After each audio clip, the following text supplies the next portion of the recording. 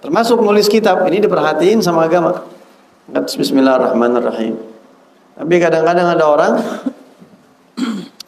kita harus tahu juga, kadang-kadang ada orang nggak ngerti Bismillah ditulis di kertas undangan. Undangan nikah pakai Bismillahirrahmanirrahim. Ada kan tuh kayak gitu. Nah itu jangan kalau bisa, karena soalnya tuh undangan pasti dibuang sama orang. Akhirnya nama Allah keinjak-injak, dibuang di tong sampah.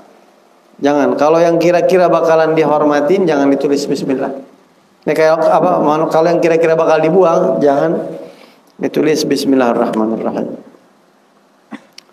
Itu mengawali tulisan dengan Bismillah. Bib, ada gak Bib tulisan atau kitab yang enggak ada Bismillahnya? Ada, tapi barokah. Kan kalau enggak Bismillah enggak barokah. Ada gak orang nulis kitab enggak pakai Bismillah tapi enggak barokah? Ada. Apa? Tapi barokah ada. Kadang-kadang ada kitab yang tidak diawali dengan Bismillahirrahmanirrahim. Ini kok kitab enggak ada Bismillahnya ya? Tapi ini kitab Masya Allah berkah banget.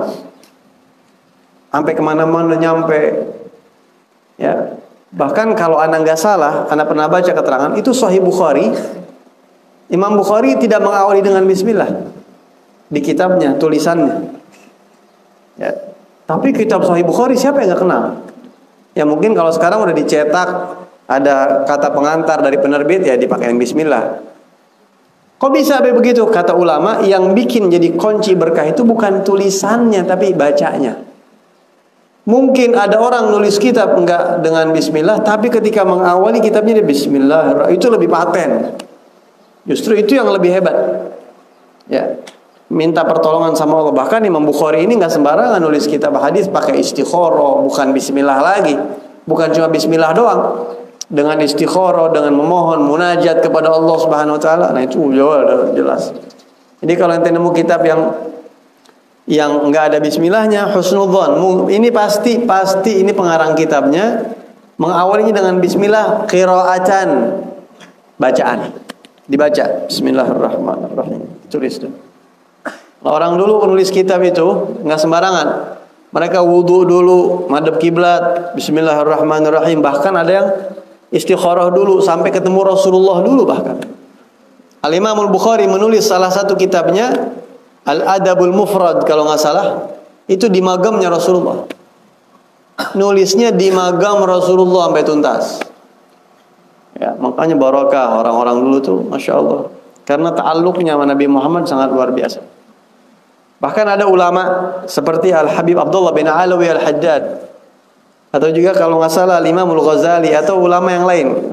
Yang jelas Al-Imam Al-Haddad, atau juga Imam Ghazali kalau nggak salah, dan banyak ulama-ulama yang lain.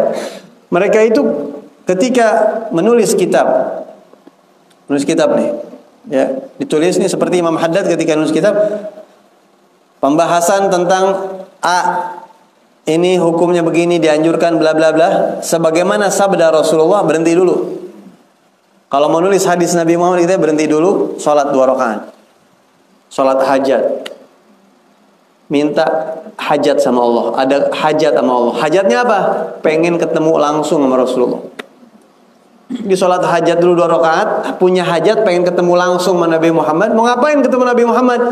Nanya, ya Rasulullah, apakah hadis ini benar dari engkau? Kalau Rasulullah bilang, iya, ditulis. Baik itu mimpi ataupun ya gogoh, langsung ketemu. Kalau Nabi bilang iya, ditulis. Oh subhanallah. Begitu orang dulu kalau nulis kitab. Makanya baca kitab orang dulu barokah. Belajar kitab orang dulu kita dapat barokahnya karena nulisnya aja begitu. Ya, apalagi kita pakai. Nah, kalau orang sekarang ada yang nulis kayak begitu, bisa dihitung. Mungkin ada, tapi kayaknya langka banget. Makanya barokahnya beda. Subhanallah ya. Al-Imamul Haddad kalau ragu sama satu hadis, nemuin Rasulullah langsung. Salat hajat, minta petunjuk sama Allah, ketemu sama Nabi Muhammad. Karena Imam Haddad ini mursyid, bukan murid lagi. Kalau kita ini murid aja belum. Kita murid apa belum? Ya murid di pesantren iya. Tapi kalau untuk thariqah itu namanya murid, salik. Syarat jadi murid untuk thariqah aja kita masih jauh. Nah, orang yang pengen benar-benar ngedalamin thariqah, itu harus dibimbing sama seorang guru namanya mursyid. Mursyid pembimbing. Nah, mursyid ini kata ulama, dia udah bisa ketemu Nabi Muhammad langsung, ya goboh langsung. Itu mursyid. Mursyid asli. Sekarang banyak mursyid KW-KW-an. Mursyid kaleng-kalengan. Banyak yang ngaku, banyak sekarang.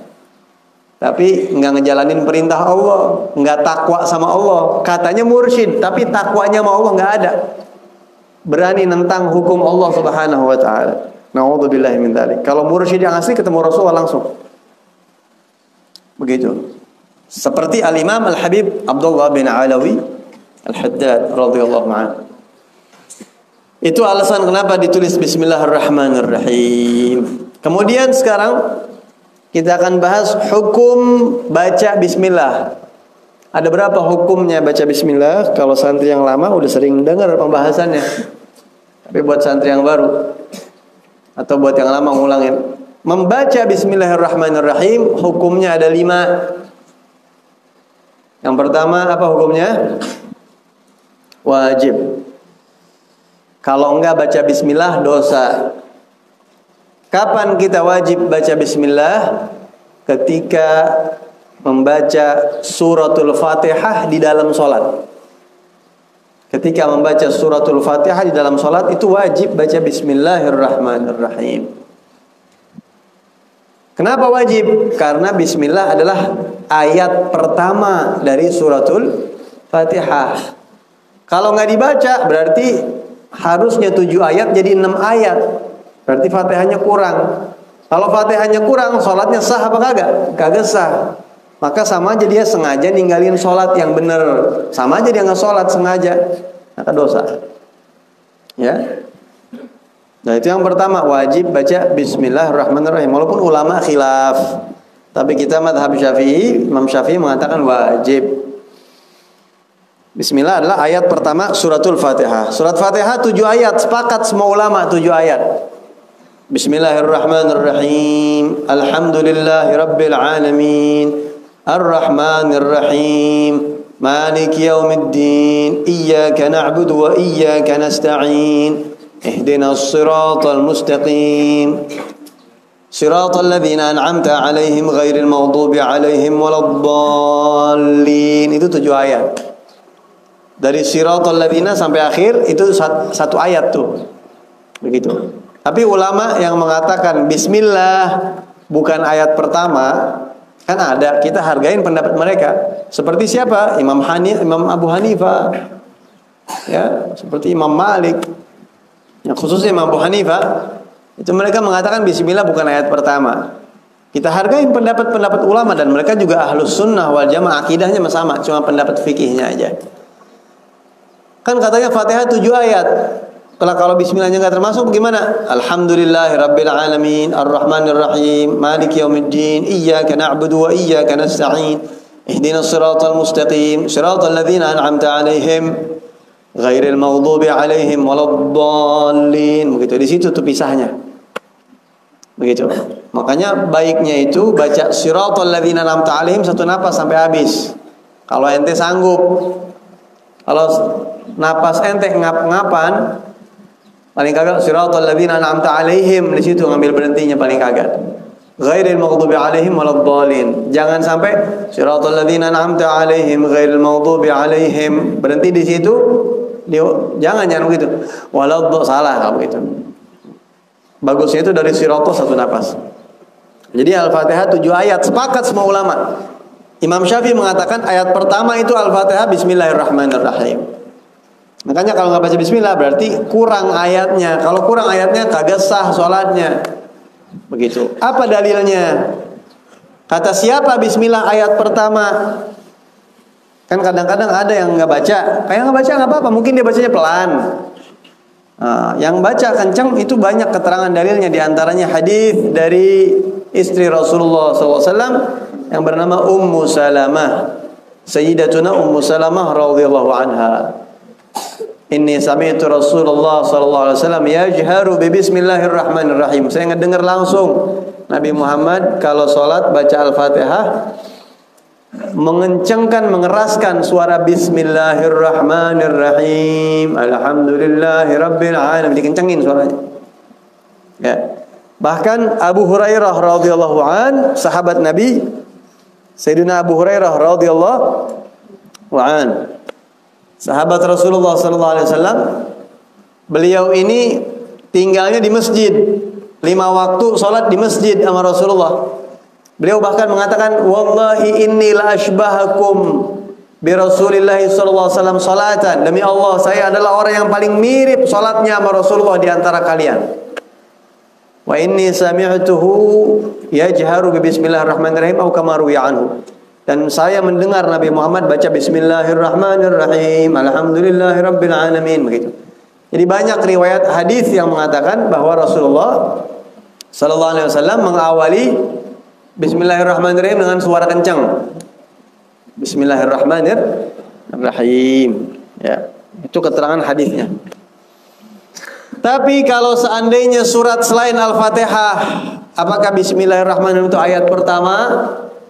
Ada yang mengatakan iya, ada yang mengatakan enggak. Nah, tapi kalau apakah kita sunnah baca? Baca. Kalau ente baca Quran, baca Bismillahirrahmanirrahim. Taha ma anzalna 'alaikal Qur'ana litashqa sampai akhir. Atau kalau baca di tengah-tengah, misalnya ente baca surat Yasin, Bismillahirrahmanirrahim, salamun qaulan mir rabbir rahim, mumtazul, boleh langsung. Sunnah baca Bismillahirrahmanirrahim kecuali surat apa? At-Taubah atau surat Bara'ah. Ya, itu haram baca Bismillahirrahmanirrahim, di awalnya haram. Kalau di tengahnya nih, ente baca surat At-Taubah separoh, besoknya mau lanjut lagi baca surat At-Taubah dari tengah, baca bismillah apa kagak? Ada yang mengatakan makruh, ada yang mengatakan sunnah. Tapi untuk khilaf ditinggalin bagusnya. Itu surat Bara'ah. Kenapa kok surat At-Taubah nggak boleh baca bismillah? Kenapa? Karena nggak cocok, isinya itu banyak ancaman, banyak cerita orang munafik, banyak yang keras-keras, banyak yang menerangkan tentang siksaan. Nggak cocok dengan nama Ar-Rahman Ar-Rahim, nggak cocok. Tapi kalau antum perhatiin anak sholat, anak kan sholat baca Quran itu, ya, anak niat baca Quran itu buat wirid anak. Ya, anak harus ikat anak baca Quran dengan sholat sama santri. Anak paksain. Ya, antum kalau perhatiin, anak kalau kan baca selembar tuh.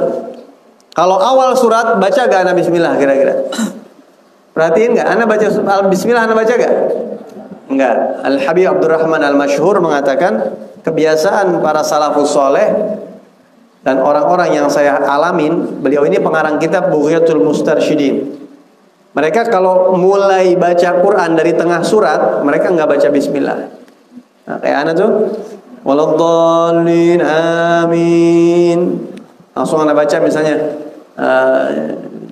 pertengahan ayat, wa idza sami'u ma unzila ila ar-rasul tara a'yunahum tafidu min ad-dam'i mimma 'arafu min al-haqq yaquluna rabbana sampai akhir. Nah, begitu katanya salafus saleh seperti itu. Ya, itu tentang hukum membaca bismillahirrahmanirrahim. Yang pertama wajib yaitu dalam suratul Fatihah, di dalam salat harus baca bismillah. Yang kedua, baca bismillahirrahmanirrahim hukumnya sunnah, yaitu setiap kita mau melakukan perkara yang ghibah, yang diperhatikan sama agama.